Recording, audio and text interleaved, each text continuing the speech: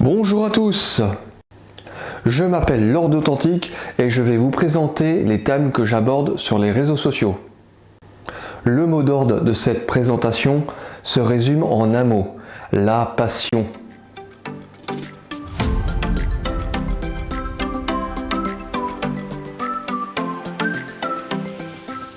Le slam, c'est quoi? C'est de la poésie contemporaine et l'étymologie du mot vient de l'anglais slam qui signifie claquer. Le slam, c'est une pratique orale, c'est aussi l'art ancestral des mots et des émotions. C'est aussi un terrain d'expression verbale, un moyen d'exprimer ses rêves et ses passions. Né d'une idée du poète américain Mark Smith en 1986 à Chicago, dans le but de rendre la lecture des poèmes moins ennuyeuse et moins élitiste, le slam prévoit des règles minimales, laissant au poète une grande liberté à l'intérieur de ses règles de base. Je suis slameur depuis 2006 et je participe à de nombreux ateliers d'écriture afin de trouver mon inspiration, d'y travailler mon imaginaire pour développer un thème qui, dans certains cas, advienne un texte. C'est comme ça que je trouve matière et cela me permet de partager mes écrits lors de soirées slam, organisées dans des salles de spectacle ou des cafés que je vous fais déjà partager sur les réseaux sociaux.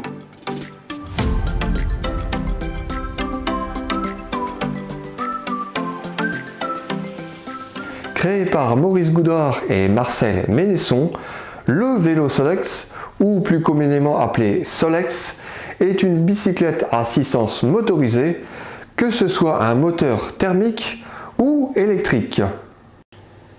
La version thermique a été produite par la société de mécanique française Solex. Il en a été produit plus de 7 millions sous plusieurs modèles de 1946 à 1988. Et ensuite jusqu'en 2002 par la société hongroise Impex. La version électrique a été produite à partir de 2006 par la société Simbar, société appartenant au groupe Cible. À partir de 2013, le groupe EasyBike rachète la marque et tous les modèles. Et c'est à partir de janvier 2017 que le Solex est de nouveau fabriqué en France. Depuis les années 2000, j'ai toujours vu la course d'endurance des 24 heures Solex de Chaumont, en Haute-Marne, région Champagne-Ardenne. Mais c'est en 2009 que l'envie de participer m'est venue. Faire du sport mécanique sur circuit était un rêve d'adolescent. J'ai engagé en 2011 ma propre machine dans la catégorie Origine. Il existe 6 catégories: Origine, Origine améliorée, Promotion, Prototype, Super Prototype et électrique hybride. C'est une catégorie mixte. Actuellement, mes machines de compétition sont dans la catégorie Origine améliorée.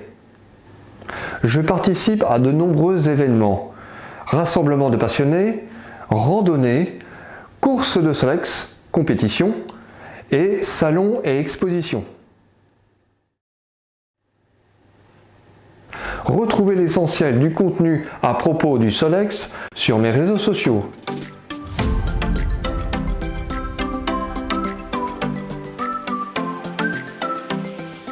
Si je vous parle du Bitcoin, vous devriez connaître. Mais avant de rentrer dans les détails des crypto-monnaies, je vais vous parler brièvement de l'histoire de France et plus précisément de l'histoire économique sur la monnaie. Une monnaie est viable seulement si elle repose sur une valeur marchande. Bétail, céréales, fruits et légumes ou autres produits finis. Ou si elle repose sur des métaux précieux tels que l'or ou l'argent.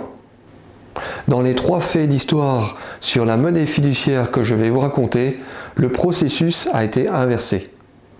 Ce qu'il faut savoir sur la monnaie fiduciaire qui ne repose sur rien, ou autrement dit monnaie de singe, si ce n'est la confiance qu'on lui accorde, a d'abord été fabriquée afin d'acheter des matières, des produits, des services.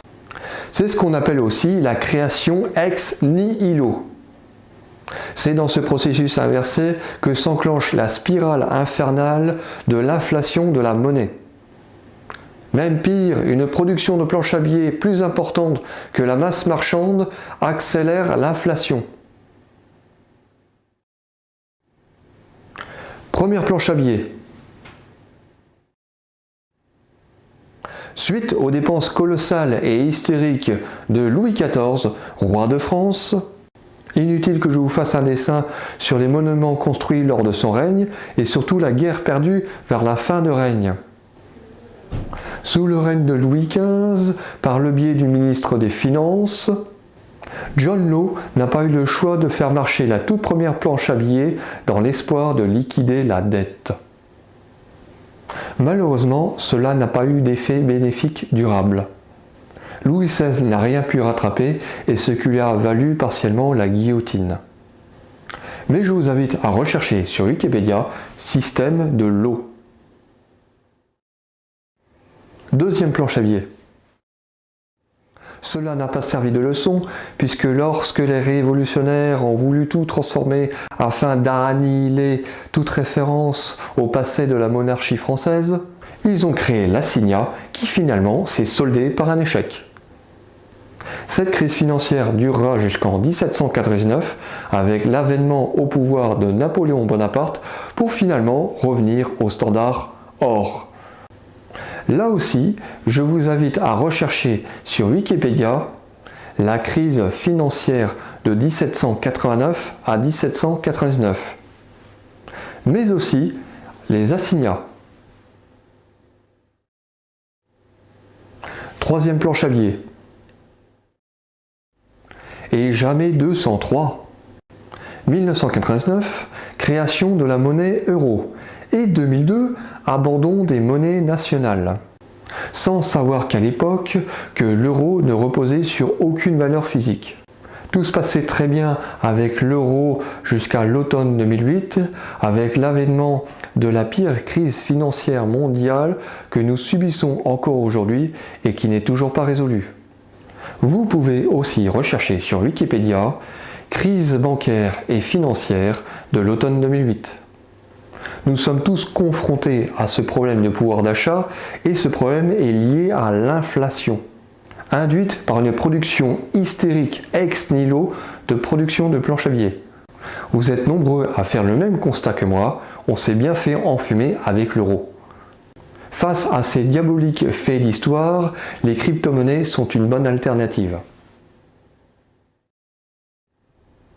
Christine Lagarde, ancienne présidente du FMI et actuelle présidente de la Banque Centrale Européenne, a reconnu l'existence du Bitcoin et, selon elle, pourrait donner du fil à retordre aux monnaies fiduciaires. Elle souhaite qu'il ne faut pas interdire les crypto-monnaies et insiste sur le fait qu'elles ont l'avantage d'être indépendantes des banques et des gouvernements. Il existe plus de 6000 crypto-monnaies et il y a un engouement très fort pour celles-ci car les gens n'ont plus confiance dans les monnaies fiduciaires. Quoi qu'il en soit, videz vos comptes bancaires et investissez dans le solide, immobilier ou monnaie en métaux précieux, ou dans les crypto-monnaies comme je l'ai fait. Ce n'est pas une finalité, mais cela reste la meilleure opportunité alternative afin de se préserver de l'explosion nucléaire monétaire fiduciaire qui arrive à grands pas. Retrouvez l'essentiel du contenu sur les crypto-monnaies sur mes réseaux sociaux.